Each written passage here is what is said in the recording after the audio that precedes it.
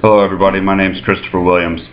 A lot of people often wonder what exactly it is that makes people tick or makes people who they are. Today I want to talk to you about a few things that make me me or make me the person who I am today. One of those first things I want to talk about is family. Going back to my father, it was always instilled into me that it's always important to be who you are, to maintain your sense of self, and people will learn to like you for it.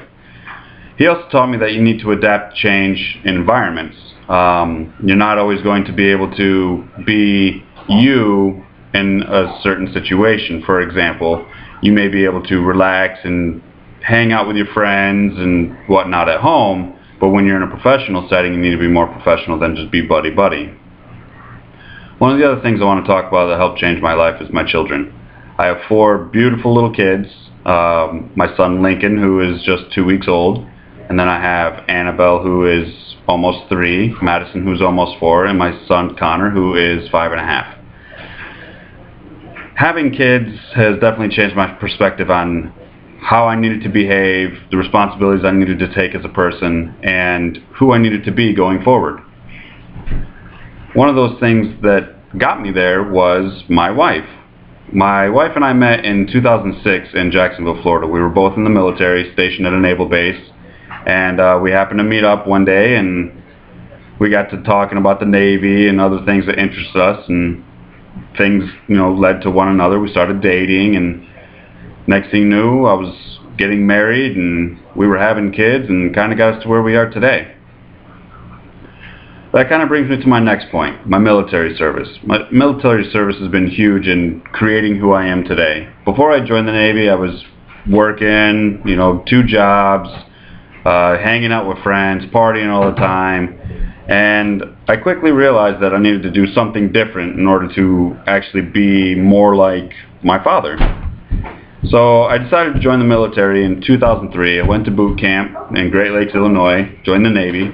My father was in the Navy, my grandfather was in the Navy, my great-grandfather was an admiral in the Navy, so it's kind of important that I actually joined the Navy. I got to boot camp and quickly learned that it's not you that they want you to be. They want you to be who they make you. So they break you down and they turn you into somebody that's going to be proficient, professional, and effective, and ultimately going to work out for the goals of the military. In 2007, I deployed to Iraq with the Marines as a Navy corpsman. A lot of people know us as medics. Marines call us Doc. I went to Iraq 2007 with my Marines, and it made me realize things a little bit differently. You start to take things for granted in the States when you lose all these luxuries in the sands.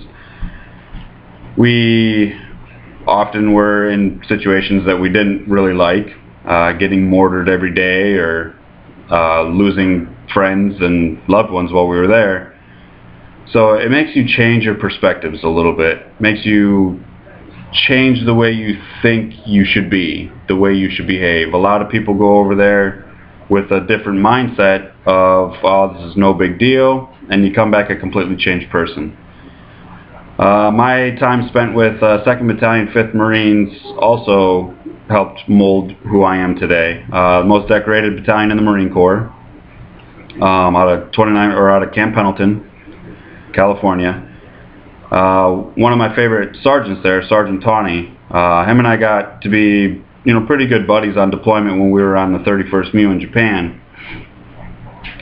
Shortly after that deployment, Sergeant Tawney chopped over to another battalion, 3-5, and deployed to Afghanistan.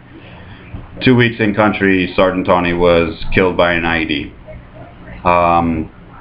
It brought everything into perspective of, don't take things for granted. Find out who your friends are. Find out, and keep those close relationships.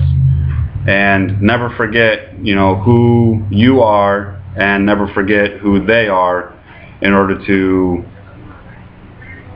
bring yourself as a whole person. Last but not least, I want to talk about some of my hobbies on a lighter note. I grew up in Michigan. Now I live in Iowa, and I grew up in a semi-urban, country setting. grew up on four-wheelers, dirt bikes, snowmobiles, living in the country. It was a good time. I grew up hunting and fishing. One of my favorite things I like to do is we have deer camp every year in Michigan, starting November 15th. There's 5, 6 of us. It's usually a family event. We all go out. We have a big Army GP tent that we hold up, and we stay out and we go hunting for 4 days or so. It's usually a good bonding experience. Not necessarily always get a deer, but it's always nice for the camaraderie. We kind of have the same thing when it comes to trout camp. Every April, we have trout season. The last, sort of the 4th Saturday of April is trout season. So about 10 of us get together and we actually go out and we do the same thing. We go camping. We do 4 or 5 days of trout fishing, just the guys. It's a nice little escape from the wife and kids, but you know, it is what it is. It's guys time. We just go out there, hang out, we fish, camp, you know, talk about the good old days, things we've never done, things we'd like to do, things we used to do.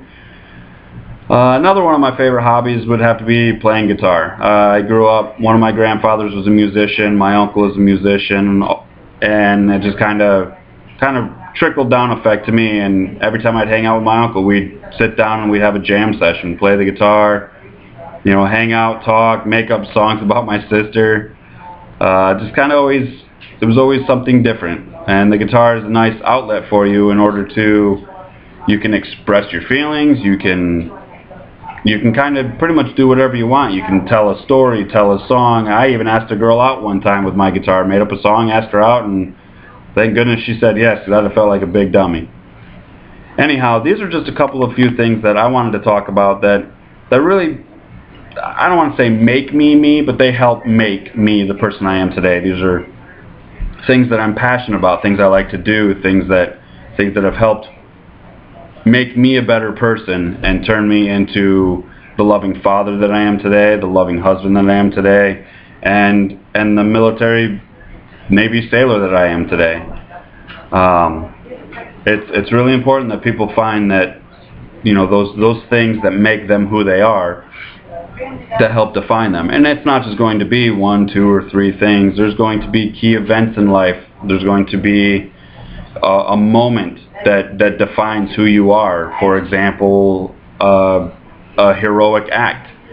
A lot of people find themselves wandering around the streets, maybe not doing much of anything, and they find themselves in a situation where they have to save somebody from a fire or pull somebody out of a car. It's all about family and friends and your environment, and just learning to adapt with your environment.